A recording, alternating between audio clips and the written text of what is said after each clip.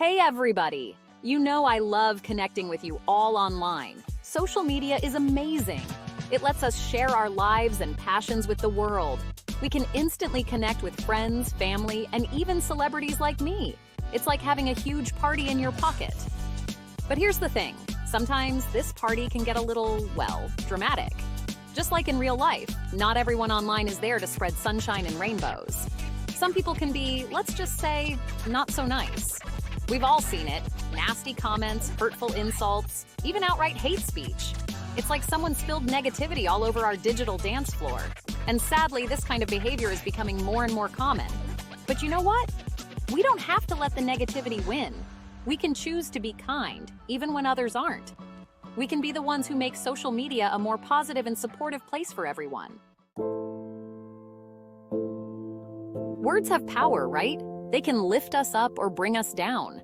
And when someone throws hurtful words at us online, it can really sting. It's easy to brush off a random rude comment, but sometimes those negative words can stick with us. Think about it. You're scrolling through your feed, feeling good, and then bam! You see a mean comment about your latest post, your outfit, or even just you. It's like someone threw a bucket of cold water on your happy mood. It's important to remember that online negativity often says more about the sender than the receiver. People who feel the need to put others down are often struggling with their own insecurities and unhappiness. But even though it's not our fault, dealing with online hate can take a toll. It can make us feel sad, anxious, or even angry. And if we're not careful, it can start to affect our self-esteem. So, how do we deal with these negativity ninjas? Well, sometimes the best response is no response at all. Yep, you heard that right. Ignoring can be like a superpower. Think of it this way. When someone tries to pick a fight online, they're often looking for attention. They want to get a rise out of you to see you get upset or angry. But when you ignore them, you're taking away their power. You're basically saying, your negativity? Not interested.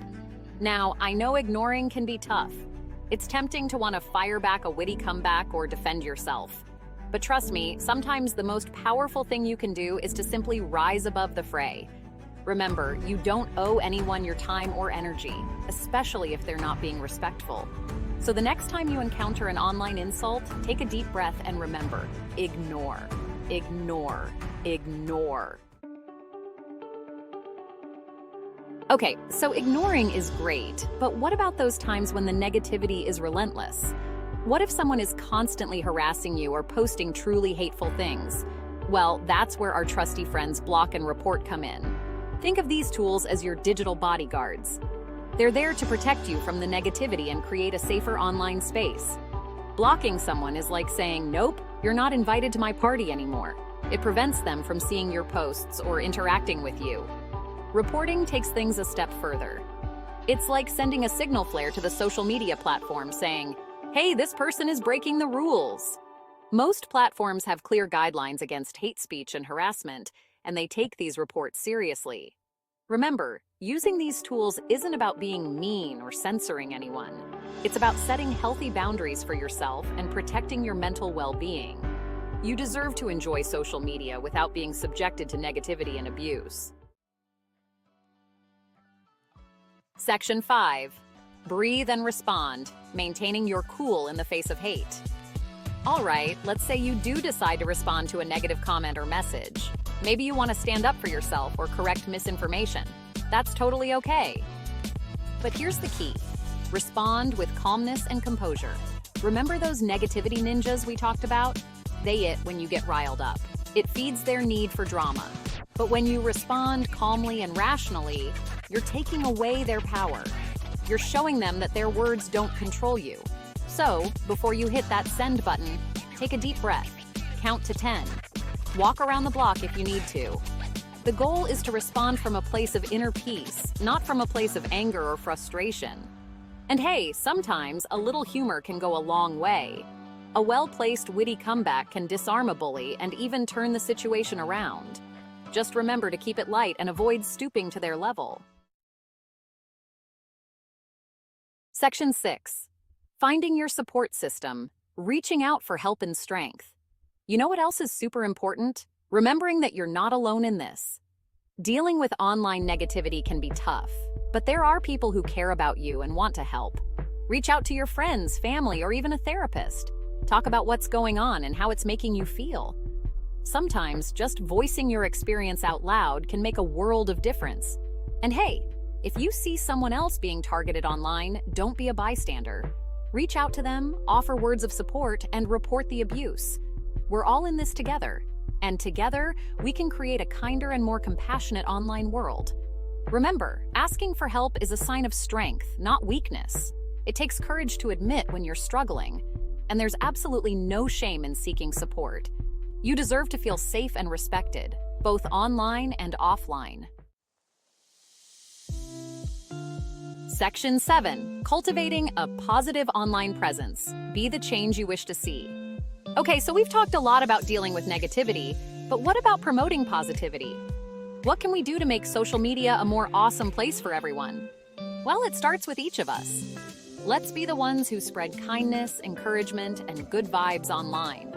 Let's use our voices to uplift others, celebrate their successes, and offer support during tough times. Think about it.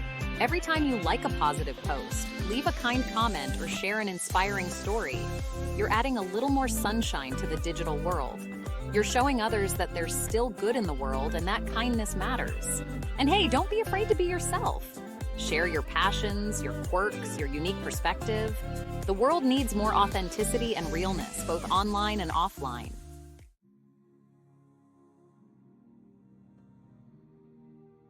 Section 8. The ripple effect of kindness, inspiring others with your actions. Here's the amazing thing about kindness. It's contagious. When you're kind to others, it inspires them to be kind too. It's like a ripple effect, spreading outward and creating a more positive and compassionate world. Think about it. Have you ever seen a random act of kindness online and felt your heart warm? Maybe it was a stranger offering words of encouragement, a friend donating to a worthy cause, or even just someone sharing a funny meme that made you smile. Those little acts of kindness might seem small, but they can have a huge impact. They can brighten someone's day, restore their faith in humanity, and even inspire them to pay it forward. So the next time you're scrolling through your feed, ask yourself, what can I do to spread a little kindness today? It doesn't have to be anything grand or complicated. Even a simple act of kindness can make a world of difference. Section 9. Promoting empathy and understanding, bridging divides online. You know, one of the beautiful things about social media is that it connects people from all walks of life. We get to interact with people from different cultures, backgrounds, and beliefs. But sometimes these differences can lead to misunderstandings and even conflict. So how do we bridge these divides and create a more harmonious online experience? It starts with empathy and understanding. Let's try to see the world through each other's eyes, to understand where someone else is coming from, even if we don't agree with them. Instead of immediately jumping to conclusions or making assumptions, let's ask questions, listen with an open mind, and try to find common ground. Remember, behind every screen is a real person with feelings, thoughts, and experiences just like ours. And hey, if you make a mistake or say something hurtful, don't be afraid to apologize. We all mess up sometimes, but it's how we learn and grow from those mistakes that matters. Section 10. Building a more respectful digital world, our collective responsibility. Creating a kinder and more respectful digital world isn't just up to social media platforms or celebrities like me. It's up to all of us. We each have a role to play in shaping the online landscape. Let's be mindful of the words we use, the content we share, and the way we interact with others online. Let's choose kindness over cruelty, empathy over judgment, and understanding over intolerance. Remember, our words have power. They can either build others up or tear them down. Let's use our voices to create a digital world where everyone feels safe, respected, and valued. And hey, if you see something, say something. Don't be afraid to call out hate speech, bullying, or any other form of online abuse. Together, we can make a difference.